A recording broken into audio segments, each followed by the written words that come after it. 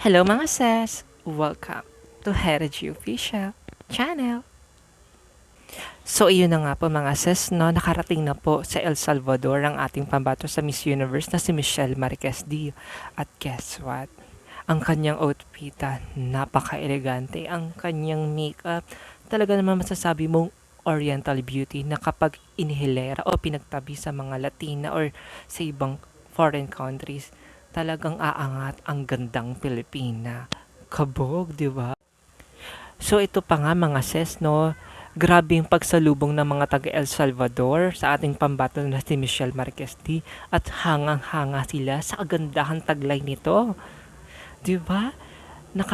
Alam mo yung pag pinapanood mo talaga namang masasabi mo na ay grabe, yung mga ganong gandang Pinoy wala pala talaga sa kanila, which is talagang advantage din talaga sa ating pambato dahil yung mga kasabay niyang mga candidate talagang mga tisayin, talagang mga kutis persolana, pero guess what, ang pinadala ng Pilipinas kakaiba, talagang hindi talaga magpapatalo. At ito pa ang kabog, 'di ba?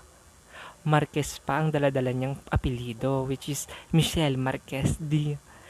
Talaga namang magugulantang ang buong mga Latino. Dahil nga naman syempre ang Pilipinas ang nag-iisa. Yes po, tayo lang mang po ang nag-iisang Latina ng Asia. At possible din, sana, tayo rin ang magiging Latina Slayer. Pero, syempre marami naman din diyang magsasabi ng napakaaga pa. Yes, maaga pa naman, pero let's claim it. Let's manifest the crown, di ba? Have a strong feeling talaga na masasabi nila na Pilipinas ang isa sa may mga unique at kakaibang ganda na possible na mag-stand out ngayong competition na to sa Miss Universe. Talagang makakaloka kasi mga sis, ang ganda talaga ng ating ng ating reyna.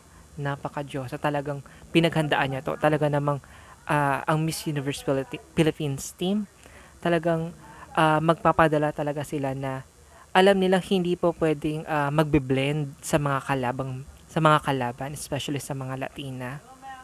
Talagang magpapadala ang Miss Universe Philippines ng unique Oriental beauty, Morena beauty talaga, Pinoy na Pinoy. And yung may strong background, 'di ba? Sino pa ang may gustong kapalaban nun? Diyos ko, kung ako ang kalaban ni Michelle D, ay, uwi na lang talaga ako. Nakakaloka talaga. Tapos, ito pa ang usap-usapan ngayon sa social media na possible daw, ha? Or si Indonesia na nga daw ang roommate niya. Well, in that case, kung akong tatanungin, okay lang, wala naman sa ating problema kung sino maging roommate ni Michelle D, knowing na noon pa man sa Miss World, 'di ba, close niya na mga ang Miss Indonesia, ang mga Asian delegates, close niya na. So, with this time, alam ko hindi naman siya mahihirapan na makisama, makihalubilo, lalo na sa ating mga kapatid na mga or bahay na delegates, 'di ba?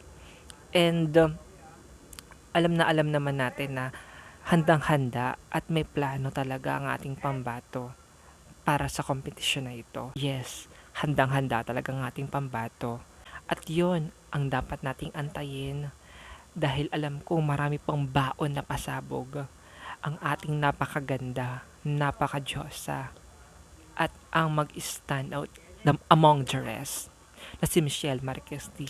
Kaya naman mga sis, ini-invite ko kayo na patuloy pa rin tayo bumoto sa kanya, suportahan pa rin siya hanggang sa dulo ng laban at bumoto tayo sa Voice for a Change and sa fan vote, which is yun talaga para makasecure ang placement niya, 'di ba? Para dito sa Miss Universe.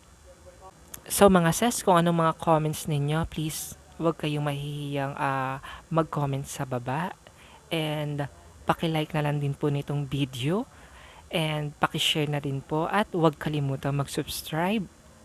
Hera G Official. See you in the next upload.